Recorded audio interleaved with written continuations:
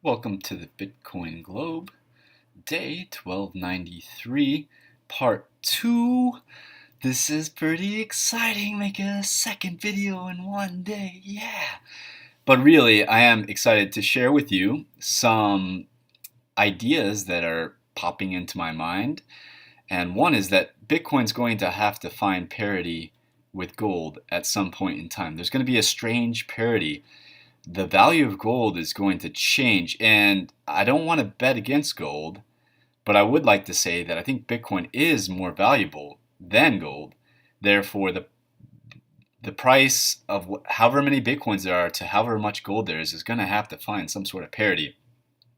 And gold is $1 trillion market cap. Let's say I was a very wealthy guy with I have a few thousand ounces of gold. I am the Count of Monte Cristo, not revealing my identity or anything like that, but I have this immense wealth in gold and in physical possessions and whatnot. Now, am I going to want to trade some of that for Bitcoin if Bitcoin is going to start eating into the value of my physical items? And I think the answer for that is absolutely 100%, at least hedge an amount of my physical wealth into this new technology, into this new digital currency. This is my opinion on the matter.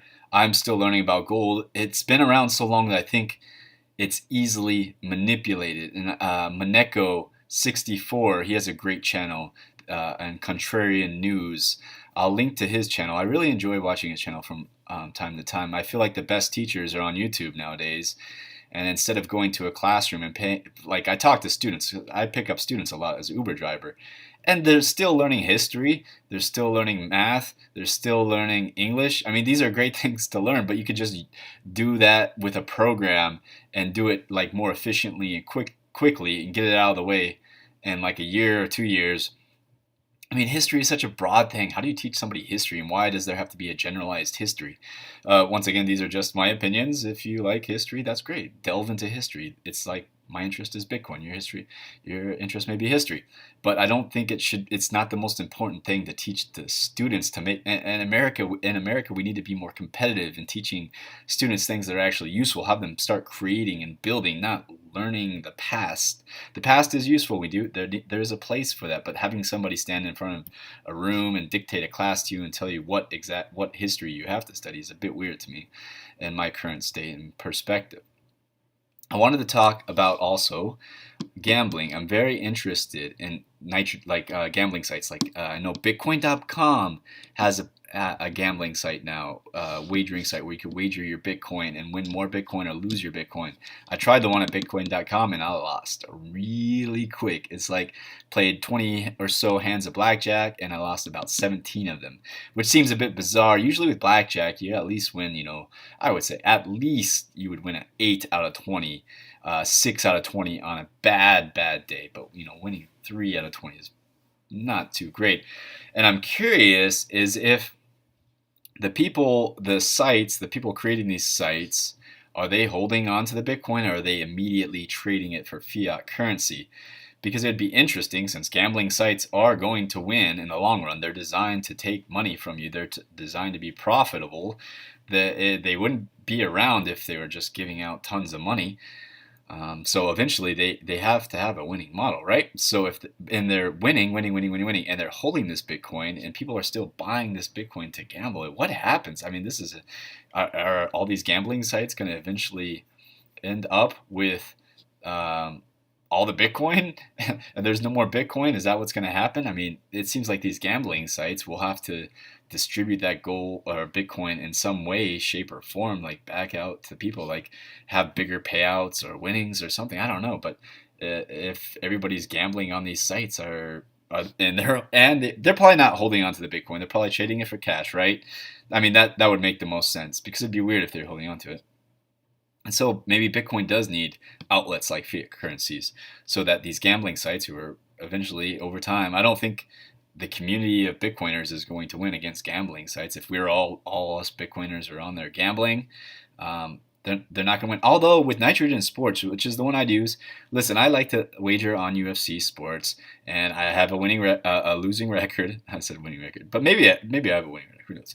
But it's really close. It's not too much of a losing, and I feel like I'm getting better. I'm focusing on UFC. There's other things to focus on if you want esports, any sport, basically boxing. If you have a lot of knowledge on that sport, I feel like you should try to monetize it in some way, shape, or form, and you can do that with Bitcoin on Nitrogen Sports.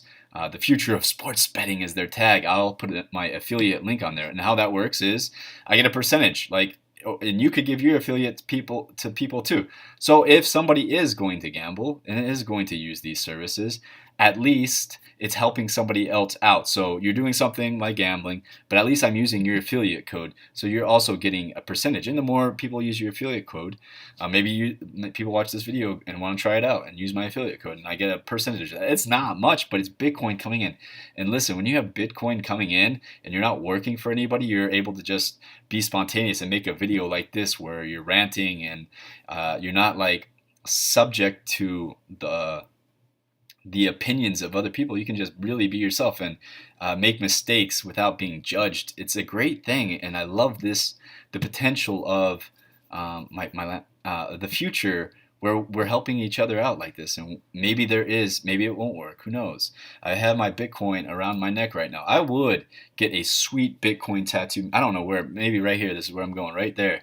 But I don't want a QR code. It would look tacky. So if I could get a sweet like this bear behind me tattooed, and you scan this bear, and that would go to my wallet, that would be sweet. If somebody can invent a technology or some sort of tattoo like that, I wouldn't mind getting one. I mean, maybe people are like, oh, that's the sign of the base. But what is a tattoo then?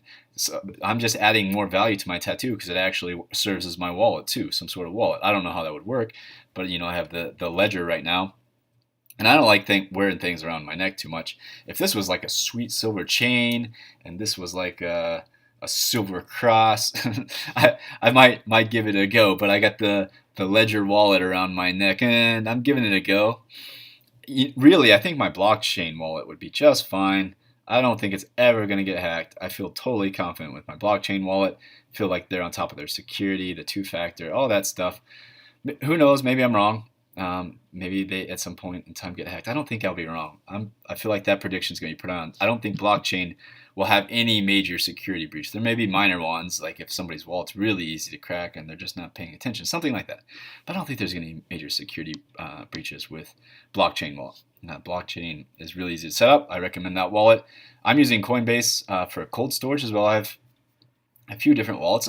I like the cold storage on Coinbase. It's insured, so even if it may be even better than the ledger, because if someone jacks my ledger, I could back it up in some ways, and the ledger is nice. But if it's insured, I think I'd rather use Coinbase, like have my Bitcoin insured, as long as I could trust them and believe, and their security. I'd much rather have it stored online, so I don't have to worry about that. But maybe not all in one place too. It doesn't have to all be in Coinbase. Maybe just spread it out, have little bits everywhere.